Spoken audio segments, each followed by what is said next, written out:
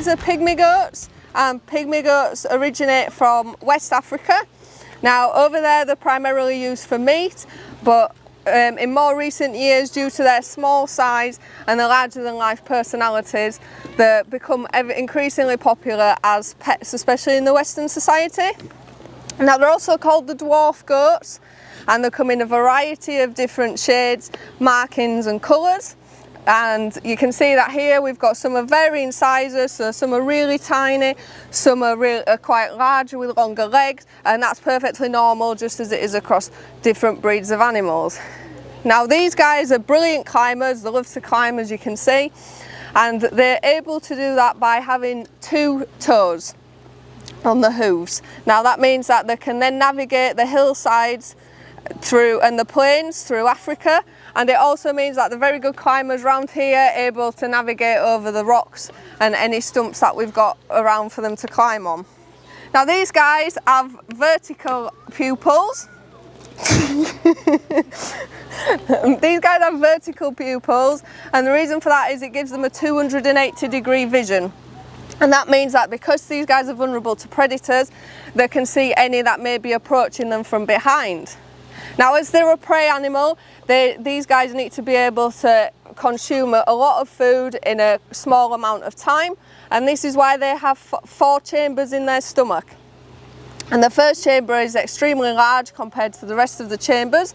So what these guys will do in the wild is they'll go off and find a little bit of grazing, they'll consume the food, and then they'll go to a safe place. Then once they're in a safe place, they'll then, sounds sort of cringy, they'll regurgitate the food. And then they have bacteria in the stomachs that breaks down the cellulose in the plants. What are you doing? And then instead of top teeth, they have a soft gum palate, and then they have the bottom teeth, and as the herbivores, the flat molars. However, at the back they've got some sharper teeth just to help break down any tough bits of grass and shrubs that they may have. So this is Daisy. As you can see, I won't wait to introduce her. Now she's the oldest girl that we've got here in the group. She came to us back in 2011. And as you can see, she lives up to her name of being very mischievous and cheeky. So we feed these guys a diet of primarily hay, as they need to consume a large amount of fibre in the diet. So they have hay, then they have a concentrated feed, which is what these guys are eating now. They receive that twice a day. We also give them a mixture of fruit and vegetables, and then we also supplement their feed with browse. Now we give these guys sycamore and willow, which grows naturally around the site in abundance. So these guys are browsers and not grazers. So the Shetland sheep that we have here on site, they like to eat your grass, but these guys won't eat your grass down. They'd much prefer to eat your plants and bushes. So what we do here is we rotate the paddocks round. So whilst these guys are in here, this allows the paddock to rest and the grass to regenerate. And then once it's got a little bit longer, then we'll swap them over and move the sheep in here. So when you guys visit, you might often notice that these guys are swapped around a lot, and that's just because, excuse me,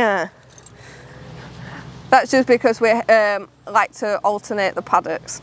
So as you can see with Daisy, they often have a rounded belly, which often gives the perception that they are pregnant, but this is just a characteristic of their breed. Now the horns never stop growing, so you're able to tell how old a goat is just by the growth rings on the horns. So in here we've got 10 goats altogether. We've got 7 girls and 3 boys. Now when we got Gertie, she was actually in kid with Rufus. So the gestation period for goats is 150 days, which is around 5 months. Then once the kids are born, they generally tend to have between 1 and 2 kids, although it has been known for some to have triplets. They'll then rear them for 10 months, and then once they're 10 months old, they're fully weaned, and then they're ready to fend for themselves. So I'll introduce you to the gang.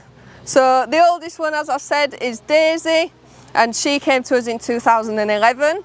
Then we have Gilly and Gertie, who are around, we rehome these so they're around 3 to 4 years old. Then we have Freya and Franny, who are 3.